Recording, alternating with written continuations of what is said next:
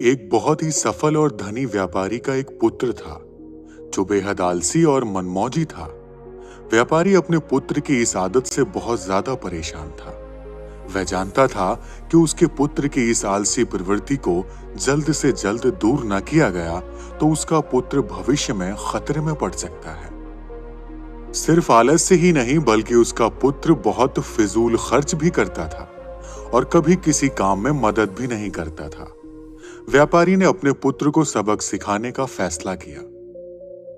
एक दिन उसने अपने पुत्र को बुलाया और कहा, आज से तुम्हें रात को तभी खाना मिलेगा जब तुम पूरे दिन में कुछ मेहनत मजदूरी करके पैसे कमाकर लाओगे।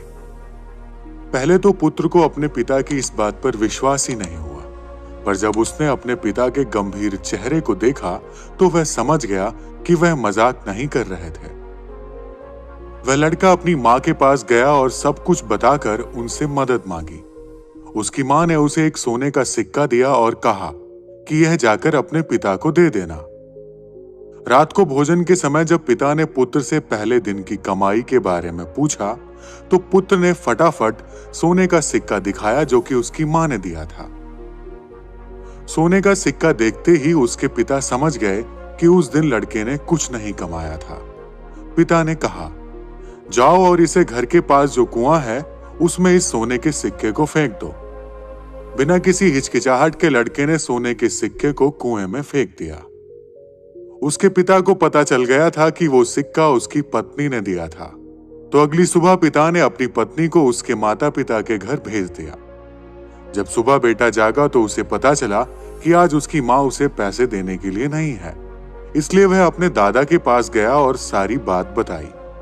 उसके दादा को उस पर दया आ गई और उन्होंने भी एक सोने का सिक्का उसे दे दिया। उस रात जब उसके पिता ने उससे कमाई के बारे में पूछा तो उसने फिर से सोने का सिक्का दिखाया जो कि उसके दादाजी ने उसे दिया था। उसके पिता ने उसे उस सोने के सिक्के को फिर से कुएं में फेंकने के लिए कहा। जब लड़के ने बिना किसी हिचकिचाहट के उस सोने के सिक्के को भी कुएं में फेंक दिया और खाने की मेज पर लौट आया तो उसके पिताजी को यह देखकर बहुत निराशा हुई।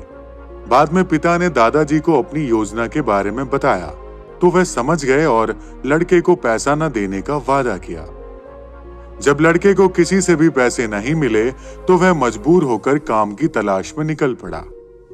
वह एक दुकानदार से मिला। उसे लगा कि वह दुकानदार उसे कुछ काम दे सकता है और उसकी मदद कर सकता है।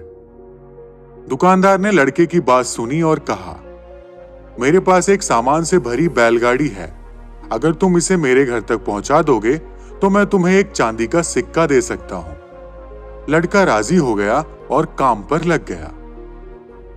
जब तक उसने बैलगाड़ी उसके घर पहुंचाई तब तक वह बहुत थक चुका था और पसीने से तरबतर हो चुका था, लेकिन उसे स्वयं एक चांदी के सिक्के को कमाकर बहुत खुशी महसूस हो रही थी। अपने पिता को यह दिखाने के लिए वह तुरंत घर की ओर भागा और बड़े गर्व के साथ उसने वह चांदी का सिक्का अपने पिता को दिखाया। लेकिन उसके पिता ने उसे फिर से सिक्के को कुएं में फेंकने के लिए कहा, परंतु इस बार लड़के ने लगभग रोते हुए सिक्के को फेंकने से मना कर दिया और बोला, पिताजी, मेरा पूरा शरीर बुरी तरह से दर्द कर रहा है और आप मुझे सिक्का कुएं में फेंकने के लिए कह रहे हैं। पिताजी ने मुस्कुराते हुए कहा, जब आपकी मेहनत का फल बर्बाद होता है तो बहुत बुरा लगता है ना?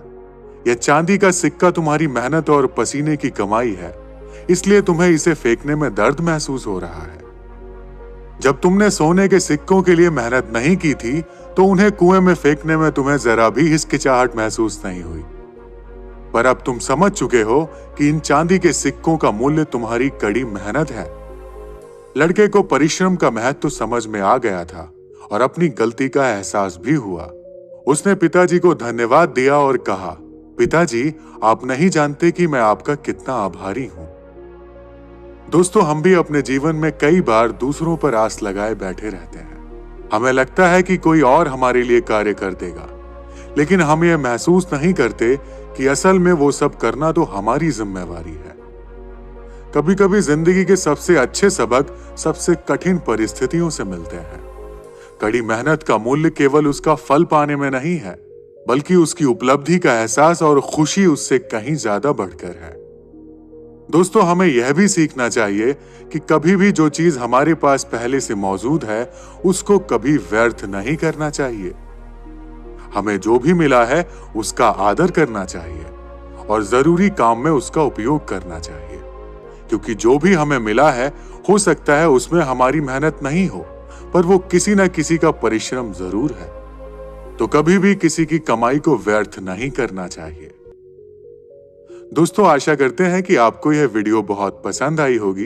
अगर आपको यह वीडियो पसंद आई हो तो इसे अपने दोस्तों के साथ शेयर करिए और ऐसे ही मोटिवेशनल वीडियो को देखने के लिए आप हमारे चैनल को सब्सक्राइब कीजिए।